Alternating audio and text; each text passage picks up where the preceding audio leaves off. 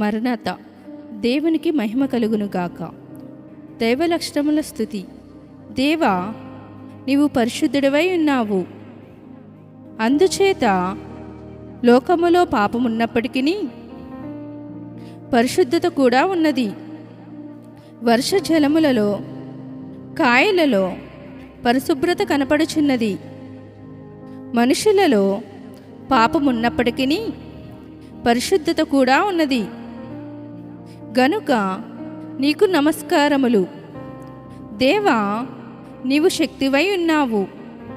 కాబట్టి మానవులకు, జీవరాశులకు శక్తి ఇచ్చినావు.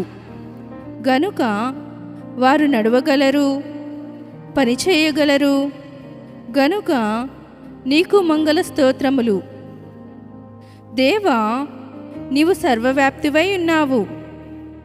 అందుచేతనే అన్ని చోట్ల నీ ప్రభావము అనగా ప్రేమ, జీవము, పరిశుద్ధత, నీ పని, నీ కాపుదల కనపడుచున్నది.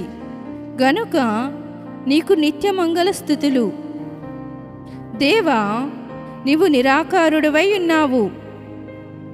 అందుచేతనే పాపులమైన మాకు కనపడవు. కనపడని తండ్రివైనప్పటికీ దర్శనములలో కొందరికి, స్వప్నములలో కొందరికి కనపడుచున్నావు. గనుక నీకు హృదయపూర్వక వందనములు. దేవా, నీవు స్వతంత్రుడివై ఉన్నావు, స్వేచ్ఛాపరుడివై ఉన్నావు. నీకు ఎవరునూ సలహా నీయనక్కర్లేదు. అన్నీయు నీ ఇష్ట ప్రకారమే చేయగలవు. గనుక నీకు వందనములు. సైతాను ఎదిరించు సూత్రములు. ప్రారంభ ప్రార్థన. ఓ త్రియేక దేవుడవైన తండ్రి, సాతానును ఎదిరించవలెనని నీ వాక్య గ్రంథములో రాయించినావు. ఇదిగో, ఇప్పుడే నీ సన్నిధానమందు వాటిని ఎదిరించుచున్నాము. మా ఎదిరింపుల వలన సైతానుకు వేదన, నిస్సత్తువ కలిగించుము. మా ఎదిరింపుల వలన నీకు మహిమ, సంగమునకు జయము కలిగించుము. సాతాను ఎదిరించుట. ఓ సాతానా, దుష్టుడు ఎవడునూ తరమకుండానే పారిపోవునని సామెతలు 28:1 రాయబడి ఉన్నది. మానవులలోనున్న దుష్టుని కంటే నీవు ఎక్కువ దుష్టుడవు. మానవుని దుష్టునిగా మార్చిన దుష్టుడవు. కాబట్టి నీవు మరింత వేగముగా పారిపోవలెను. ఎప్పుడనగా మేము ఇటువంటి సమావేశములు, ప్రభువు సేవ, బైబిల్ పఠన చేసి, సాతానా, మా సమావేశములకు ఎందుకు వచ్చావని చెప్పి నిన్ను వెళ్ళిపోమ్మని అనకపోయినప్పటికీ నీవు వెళ్ళిపోవలేను. మా పరిశుద్ధ ఆచారములను చూచి నీవు సహించలేవు. గనుక పారిపోవలెను. అట్లే నీ దుష్టత్వమును చూచి ఎవరైనా దేవదూతలు వచ్చి తోలివేస్తారేమోనని ముందే పారిపోవదువు. గనుక మాకు జయము, నీకు అపజయము మరియు అవమానము. సమర్పణ ప్రార్థన. పాప పరిహారము, వ్యాధి నివారణ, ఇబ్బంది నివారణ, ఇంకను కావలసినవన్నీ మోక్ష భాగ్యము దయచేదువనియు నీ వాక్యములో రాయించిన వాగ్దానములన్నీ నమ్ముటకై పూనుకున్నాను. ముఖ్యముగా యోహాను 14:14లోనున్న వాగ్దానము, ఎఫెసీ 3:21లోనున్న వాగ్దానము, మార్కు 14:24లోనున్న సలహాను నమ్ముటకు పూనుకున్నాను. పరిశుద్ధాత్మదేవా, నేను పరిశుద్ధుడనై ఉన్నట్లు నీవును పరిశుద్ధుడివై ఉండమని సెలవిచ్చిన దేవా, నీకనేక స్తోత్రములు.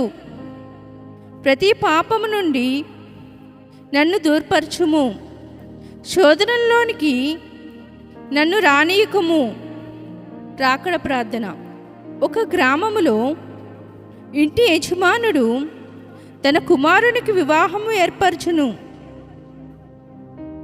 మరి ఒక గ్రామములో ఇంకొకరు తన కుమార్తెను పెండ్లి ఏర్పాటు చేయను గాని పెండ్లి కుమారుడు పెండ్లి కుమార్తె మన దేశములో మాట్లాడుకొనరు. అయితే మానవులు పాపలోకములో పుట్టిరి గనుక ప్రభువు తన స్వరక్తముతో శుద్ధి చేసెను. గనుక ప్రభువు పెండ్లి సంఘముతో గదిలో సన్నిధిలో మాట్లాడును. సంగమను పెండ్లి కుమార్తెయు వరుడను ప్రభువును మాట్లాడుచున్నారు. ఇట్టి చనువు సంగమునకిచ్చిన ప్రభువా, నీకు స్తోత్రములు.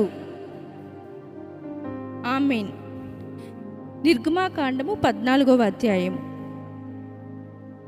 మరియు యెహోవా మోషేతో ఇలాగు సెలవిచ్చెను, ఇశ్రాయేలీలు తిరిగి పిహహీరోతు ఎదురుటను అనగా మిగ్దోలుకు సముద్రమునకును మధ్యనున్న బయల్సెఫోను ఎదుటను దిగవలెనని వారితో చెప్పుము.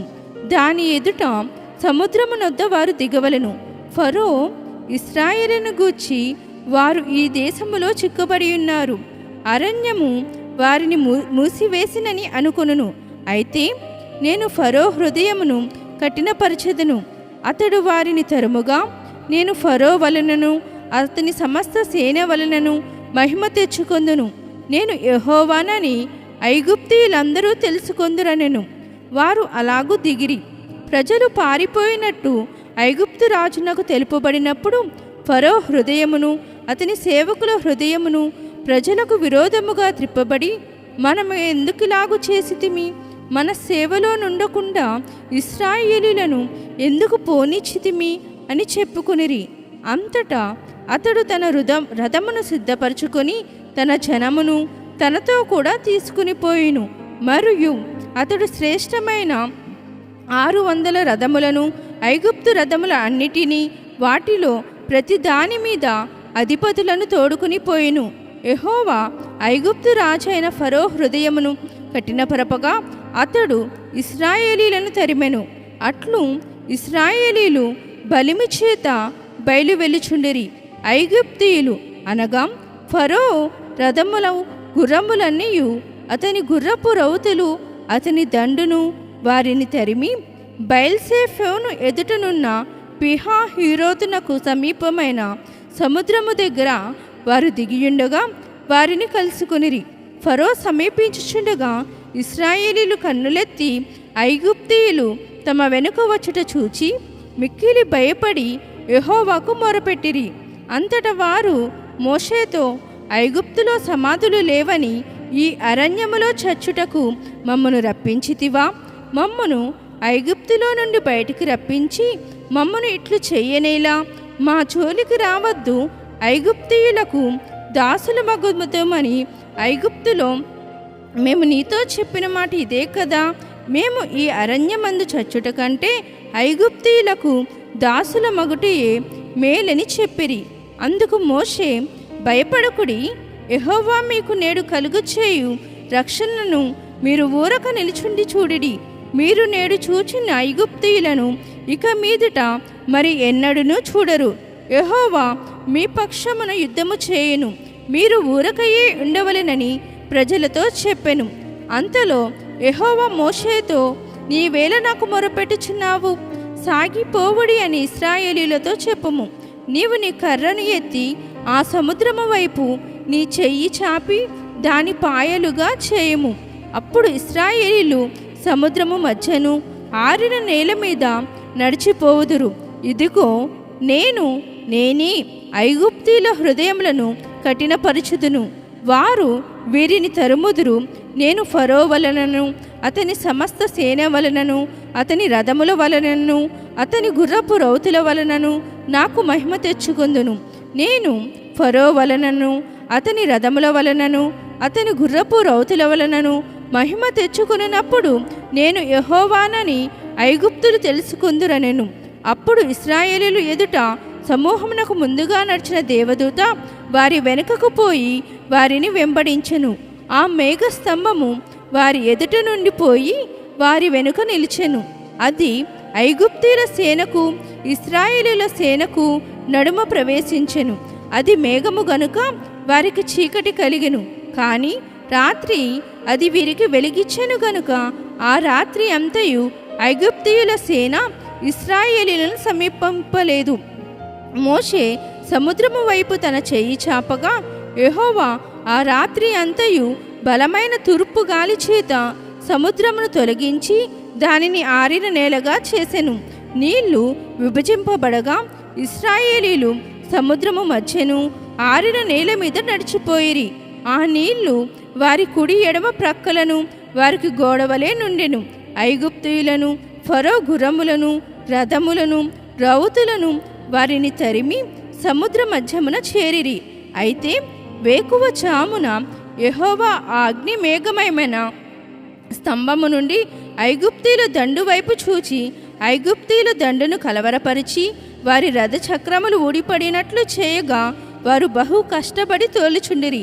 అప్పుడు ఐగుప్తీయులు ఇశ్రాయేలీయుల ఎదుటి నుండి పారిపోదుము రండి, యెహోవా వారి పక్షమున మనతో యుద్ధము చేయుచున్నాడని చెప్పుకొనిరి. అంతలో యెహోవా మోషేతో ఐగుప్తీయుల మీదకిని వారి రథముల మీదకిని వారి రౌతుల మీదకిని నీళ్లు తిరిగి వచ్చినట్లు సముద్రం మీద నీ చెయ్యి చాపుమనెను. మోషే సముద్రము మీద తన చెయ్యి చాపగా ప్రొద్దు పొడిచినప్పుడు సముద్రము అధిక బలముతో తిరిగి పొర్లెను గనుక ఐగుప్తీయులు అది చూచి వెనుకకు పారిపోయిరి.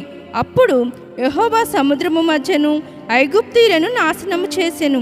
నీళ్లు తిరిగి వచ్చి ఆ రథములను రౌతులను వారి వెనక సముద్రంలోనికి వచ్చిన ఫరో యొక్క సర్వసేనను కప్పివేసెను. వారిలో ఒక్కడైనను మిగిలియుండలేదు. అయితే ఇశ్రాయేలీయులు ఆరిన నేలను సముద్రము మధ్యనున్నప్పుడు ఆ నీళ్లు వారి కుడి ఎడమ ప్రక్కలను గోడవలే నుండెను. ఆ దినమున యెహోవా ఐగుప్తుల చేతిలో నుండి ఇశ్రాయేలీయులను రక్షించెను. ఇశ్రాయేలీయులు చచ్చిన ఐగుప్తీయులను సముద్ర తీరమున చూచిరి. యెహోవా ఐగుప్తీయులకు చేసిన గొప్ప కార్యమును ఇశ్రాయేలీయులు చూచిరి గనుక ఆ ప్రజలు యెహోవాకు భయపడి యెహోవా యందును ఆయన సేవకుడైన మోషే యందును నమ్మకముంచిరి.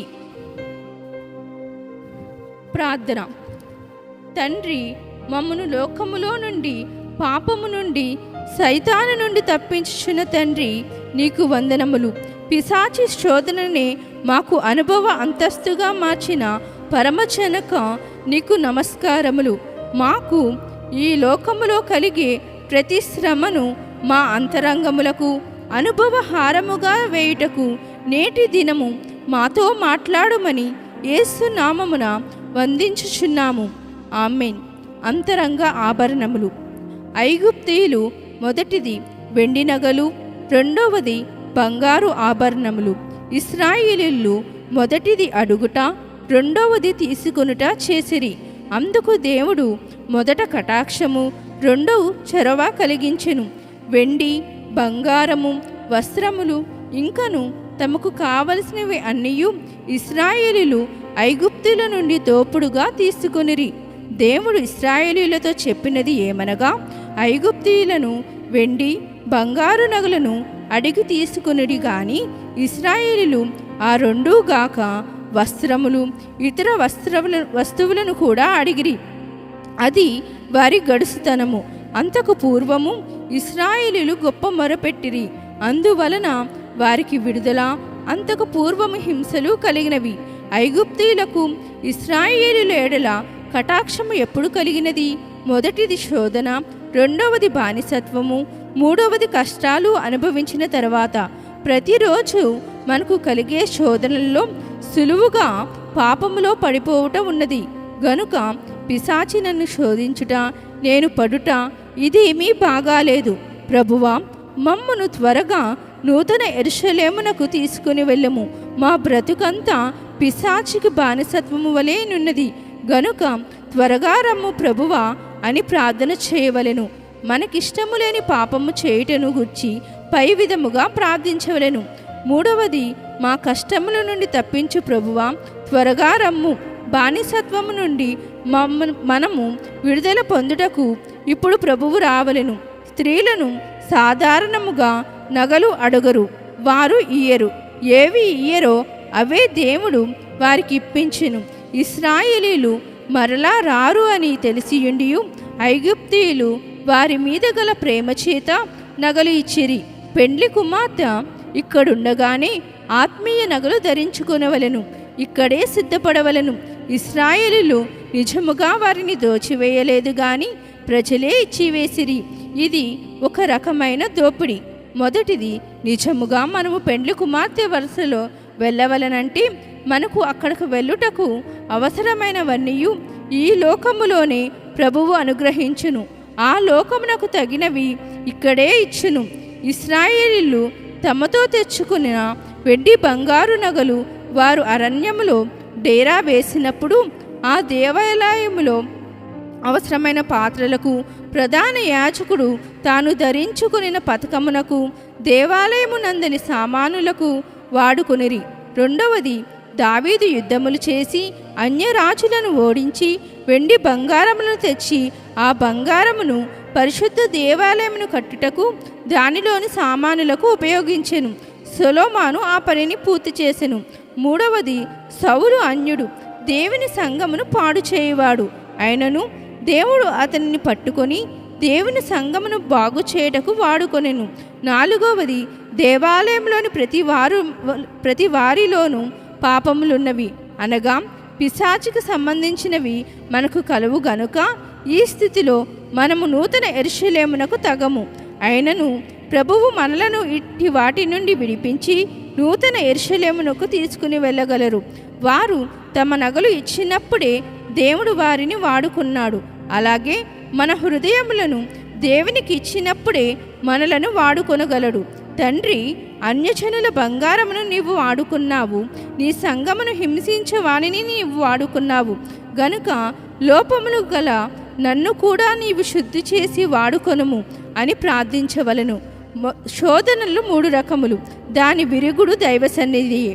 మొదటిది శరీరము, రెండవది లోకము, మూడవది సాతాను. వీటన్నిటికంటే శరీర శోధనయే గొప్పది. ఈ 3 రకములైన శోధనలు మనకు వచ్చినప్పుడు వాటికి వ్యతిరేకమైనవి మనము చేయవలెను. సిరా పడితే నీళ్లు పోసి కడుగవలెను. చెత్త ఉంటే చీపురుతో తుడవవలెను. చిల్లు ఉంటే మాటు వేయవలెను. శరీర శోధనకు శరీరమే కావలెను, ప్రభు శరీరము కావలెను. ప్రభు భోజన సంస్కారము పుచ్చుకొనని వారు శరీర శోధనలను చేయించలేరు. గనుక తరచుగా మనము దీనిని ఆచరించవలెను. రెండవది, లోకములోనున్నాము. లోకము వల్ల శోధన వచ్చినప్పుడు పరలోక పరిశుద్ధుల సహవాసము మనకు అవసరము.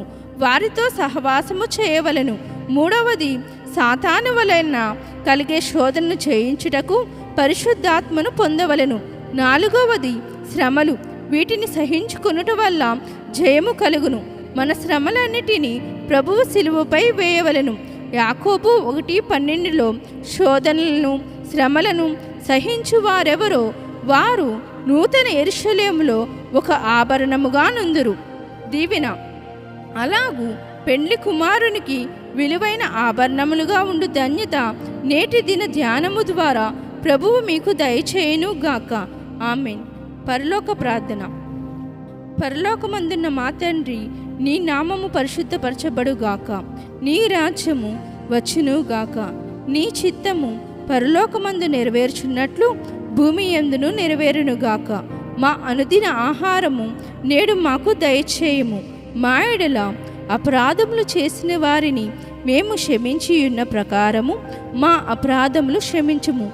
మమ్మును శోధనలోకి తేక కీడు నుండి మమ్మను తప్పించుము. రాజ్యము, శక్తియు, మహిమయు నిరంతరము నీవై ఉన్నవి. ఆమేన్. మరణాత.